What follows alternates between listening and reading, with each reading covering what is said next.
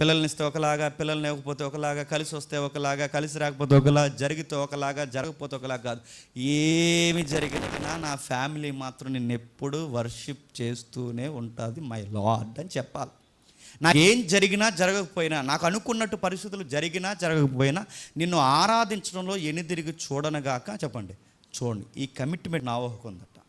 అంతే. ఎప్పుడైతే ఇలాంటి కమిట్మెంట్ ఉన్నా 400 సంవత్సరాలు ఎదురు చూశాడు.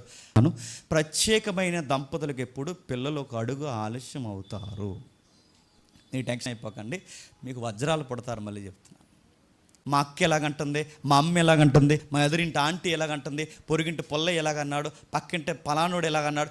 వదిలేయండి, ఎవడెన్నన్నా వదిలేయండి. మీరు వెయిట్ చేయండి. ఎదురు చూడలో గొప్పతనం ఉంటుంది. ఒక మాట అయితే చెప్పండి, వన్ డే దేవుడు నాకు ఏదో గొప్ప కార్యము చేయబోతున్నాడు. ప్రస్తుతానికి ఈ పరిస్థితులు నాకు అర్థం కావట్లేదు, వాటికి ఎలా ఆన్సర్ చేయాలో కూడా నాకు తెలియదు, వీటిని ఎలా ఫేస్ చేయాలో కూడా నాకు అర్థం కాదు. కానీ వన్ డే నేను ఖచ్చితంగా అన్నిటికీ సమాధానం చెప్పగలిగే స్థితిగతుల్లోకి దేవుడు నన్ను పెడతాడని మీ నోటంట విశ్వాసపు మాటలు రావాలి.